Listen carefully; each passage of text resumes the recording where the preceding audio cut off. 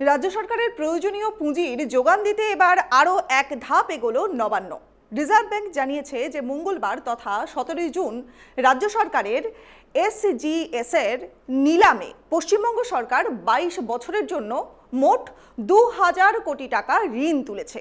এই ঋণের জন্য গড় সুদের হার নির্ধারিত হয়েছে 7.1096%।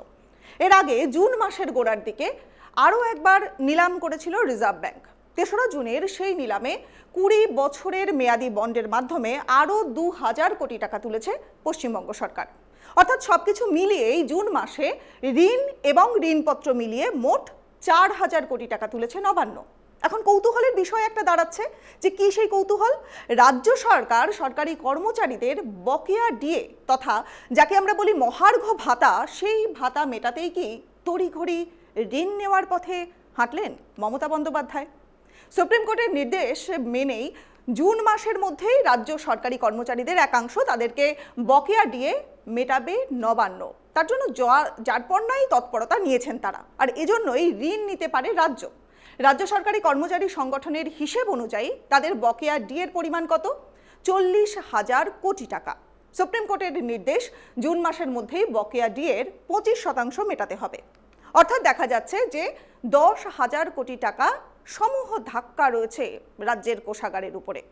তবে এখানে জানিয়ে রাখা ভালো যে রাজ্য সরকার এই 4000 কোটি টাকা ঋণ ঠিক কী কারণে নিচ্ছে তা সরকারিভাবে জানানো হয়নি।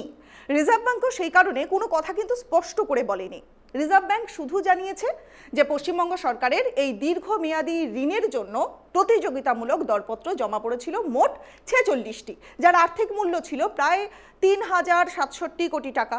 17 জুন নিলামে তার মধ্যেই মাত্র 8টি দরপত্র গৃহীত হয়েছে, যার মধ্যে অনুমোদিত হয়েছে 1983.97 কোটি টাকার ঋণ।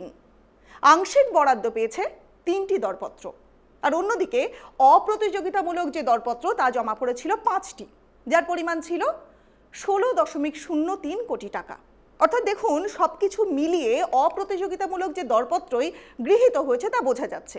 ফলে নির্ধারিত 2000 কোটি টাকা সম্পূর্ণ ঋণ পশ্চিমবঙ্গ সরকার তুলতে সক্ষম হয়েছে।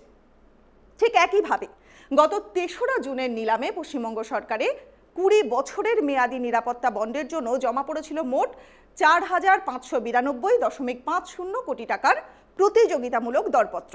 এর মধ্যে মাত্র 2টি দরপত্র গ্রহণ করে সরকার। 1969.94 কোটি টাকা সংগ্রহ করেছে তারা। এর পাশাপাশি 2টো অপ্রতিযোগিতামূলক দরপত্র সেটাও জমা পড়েছে এবং যার মাধ্যমে অতিরিক্ত 30.006 কোটি টাকা আদায়ও করা হয়েছে। ফলে মোট যে বরাদ্দ, সেই বরাদ্দের অঙ্ক দাঁড়ালো কত? 2000 কোটি টাকা। একদম ঠিক। অর্থাৎ রাজ্য সরকার সাধারণত এই ধরনের যে ঋণ তোলে পরিকাঠামোগত উন্নয়ন, শিক্ষা, স্বাস্থ্য এবং বিভিন্ন সরকারি প্রকল্পের খরচগুলোকে মেটানোর জন্য। তবে একই সঙ্গে এই ঋণ ভবিষ্যতে রাজ্য সরকারের ঋণের বোঝাও কিন্তু বাড়িয়ে দেয়। ফলে এর অর্থনৈতিক পরিকাঠামো, পরিশোধের রূপরেখা এবং খরচের এই যে স্বচ্ছতা তা অত্যন্ত গুরুত্বপূর্ণ হয়ে দাঁড়ায়। রিজার্ভ ব্যাংক মঙ্গলবার মোট 8500 কোটি টাকা রাজ্য সরকারের সিকিউরিটিজের নিলামে পরিচালনা করেছেন। তাতে পশ্চিমবঙ্গ সহ তামিলনাড়ু, রাজস্থান, তেলেঙ্গানার মতো একাধিক রাজ্য, সেই রাজ্যগুলি অংশ নিয়েছিল। ফলে স্বাভাবিকভাবেই বিভিন্ন মেয়াদি সিকিউরিটিজের মধ্যে পশ্চিমবঙ্গ সরকারের 22 বছরের মেয়াদি স্টেট গভর্নমেন্ট সিকিউরিটি ছিল অন্যতম দীর্ঘমেয়াদী ঋণ। আবার গত 3রা জুনে যেভাবে রাজ্য টাকা তুলেছে তাকে বলে ঋণপত্র।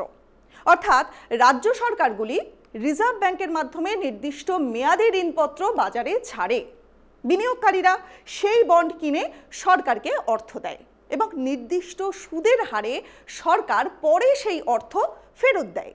এই নিলামগুলোতে প্রতিযোগিতামূলক এবং অপ্রতিযোগিতামূলক 2 ধরনের দরপত্র জমা পড়ে। খুব স্বাভাবিক ব্যাপার। সাম্প্রতিক সময়ে ভারত সরকারের নীতি এবং আর্থিক যে নিয়মানুবর্তিতার উপরে গুরুত্ব বাড়ানোর জন্য রাজ্য সরকারগুলিও কম সুদে বেশি পরিমাণ তহবিল সংগ্রহের সুযোগ পাচ্ছে। পশ্চিমবঙ্গে সাম্প্রতিক এই ঋণ সংগ্রহ সেই প্রেক্ষাপটে দেখা যেতে পারে।